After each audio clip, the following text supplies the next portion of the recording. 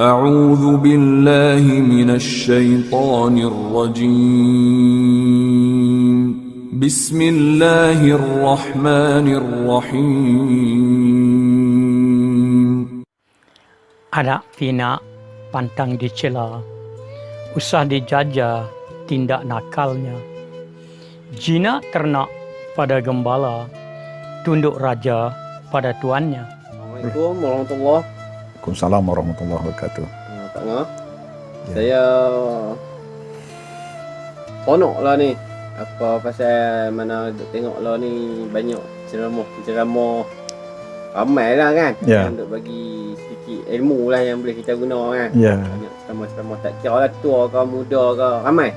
betul. Ramai. Betul. Jadi pada situ saya berasa tertarik dan timbul rasa minat.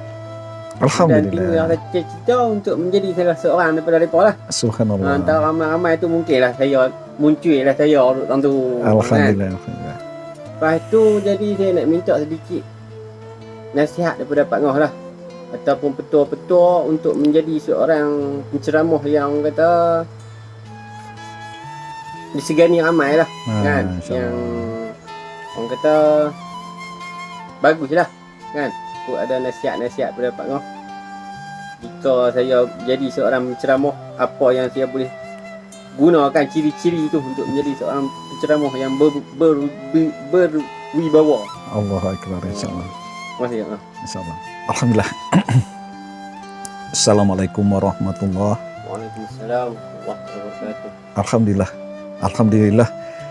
Pak Ngas seronok dengar bila nak bercita-cita tinggi begitu. Bukan kita tak kata tinggi, memang hasrat tu elok untuk menyampai, niat hati untuk menyampaikan ilmu. Memang kena dah tu, Nabi pesan dan Nabi suruh. Ilmu ini adalah kita berkongsi bersama-sama kita. Alhamdulillah. InsyaAllah bila nak sebut tentang menjadi orang yang nak menyampai, bila nak sebut orang menyampai, Pak Ngah ingat pesan guru. Pak Ngah ingat pesan guru antaranya guru pesan ada tiga perkara utama. Tiga perkara utama yang perlu kita bagi penekanan jika kita menjadi seorang yang untuk menyampai ilmu. Yang pertama pesan guru, dia kata kita jangan untuk menceritakan kebenaran kita dengan kita mencerita kejahatan orang lain, kesalahan orang lain, kesilapan orang lain. Contoh, kita cari kesalahan orang lain, kita nampak kawan tu dia mengajak mana dia tu berdasarkan firman mana, hadis mana yang dia cakap dulu ni betul ke, kan? Berdalilkan macam mana, tak betul ni bid'ah ke. Jadi kita ni sebut pula contoh ustaz ni kita bagi nama. Kita jangan mencari kesilapan orang lain untuk mencerita kebenaran kita. Sebagai contoh, kita nak bercakap dalam bahasa kita faham. Sebagai contoh, kita kata contoh, not ada kawan nama apa, kita buat nama Faizal kah? Contoh, ini tidak kena mengenal dengan siapa-siapa. Ada contoh, Faizal ni dia kedekut nah.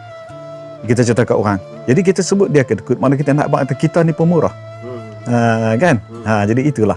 Jadi inilah juga dia akan jadi begitu. Bila kita menceritakan kesalahan orang lain, kita nak menunjukkan kebenaran kita. Cuma kita cerita apa yang benar kita.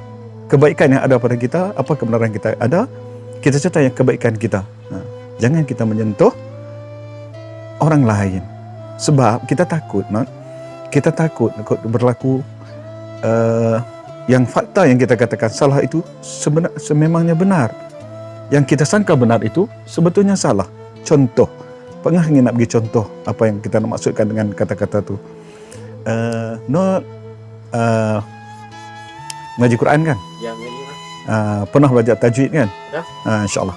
Kalau belajar tajwid, nak pernah belajar contoh, Pak Ngah bagi contoh apa yang Pak Ngah katakan tadi. Ya. Contoh, nak guru ajak tajwid. Dia ilmu yang dia ajak tu contoh, dia kata malam ni kita belajar tentang hamzah wasal di awal kalimah. Kita memula bacaan dengan hamzah wasal. Pernah kan? Pernah. Jadi petua yang guru bagi, dia kata apa? Pertama, kita tengok huruf kedua. Jika huruf keduanya tu lam, maka huruf hamzah wasal tersebut dibaca berbaris atas. Contoh, alhamdulillah, kan?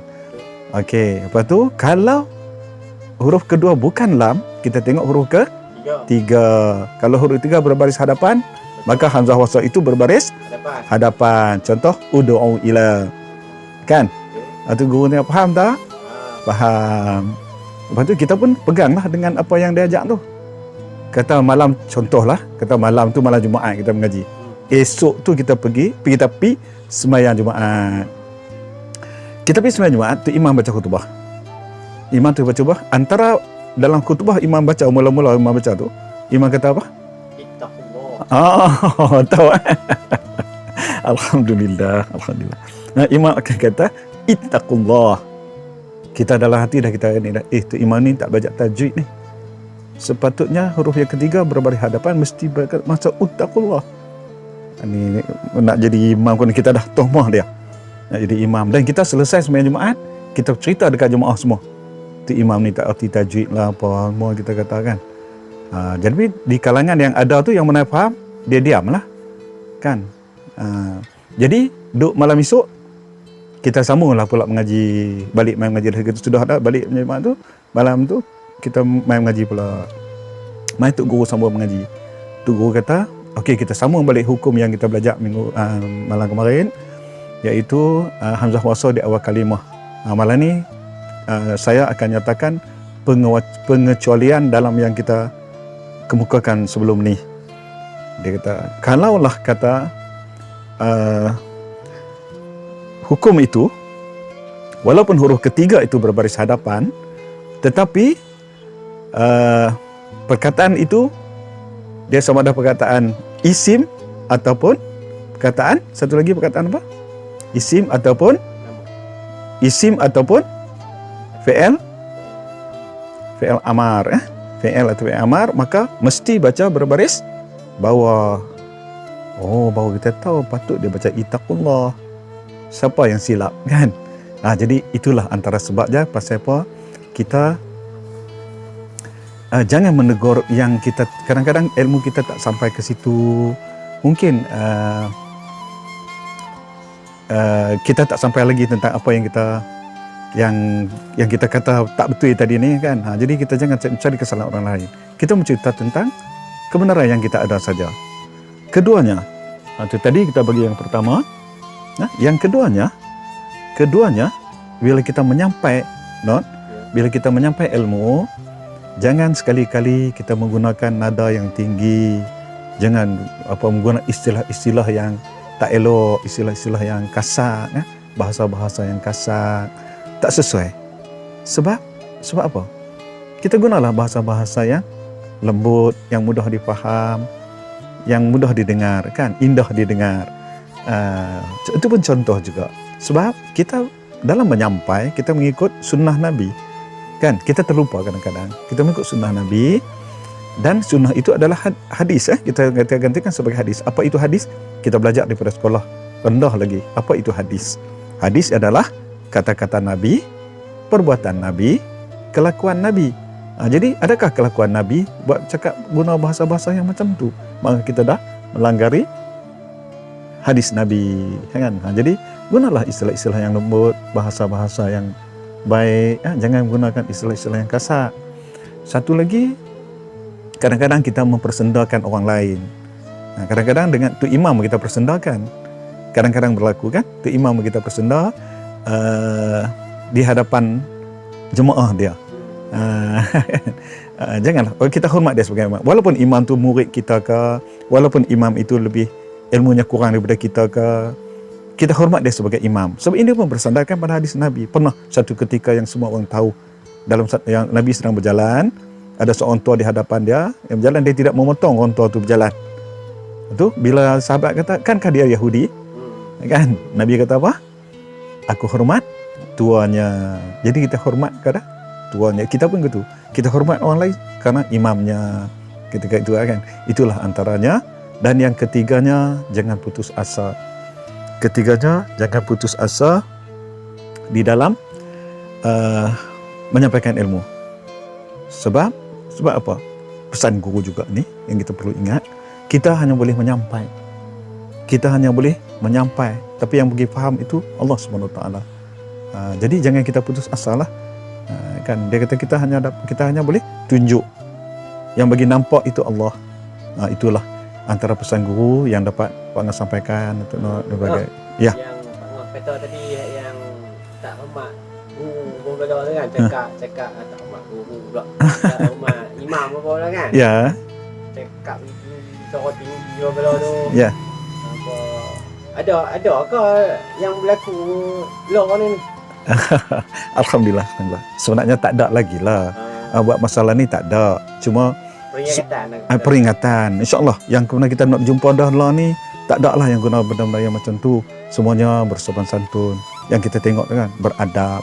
Alhamdulillah, semua kita tengok penyampai-penyampai, penceramah-penceramah dalam Nusantara ni, kita tengok semua beradab belaka. InsyaAllah. Tapi sebagai peringatan, pesan guru tu sebagai peringatan, jangan kita berkelakuan seperti yang Pak Ngah sebut tadi. Untuk peringatan, untuk ingatan pada Noah kan. InsyaAllah. Ingat kadar itu dulu yang dapat kita sampaikan malam ni, dan untuk sama-sama kita jadi ingatan kita, jadi peringatan kepada kita, insya-Allah. Jadi macam biasalah di penghujung, kalau ada apa-apa yang kita sebut tadi dalam sepanjang yang kita sebut tu ada menyentuh siapa-siapa, kita mohon maaf. Kita mohon maaf, dan kalau ada di antaranya tersalah sebut, tersalah kata, tersilap fakta, tolong betulkan. Sekian. Wallahu a'lam. Wassalamualaikum warahmatullahi wabarakatuh.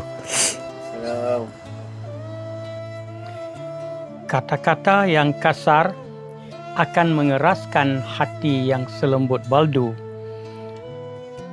Kata-kata yang lembut akan melembutkan hati yang sekeras batu.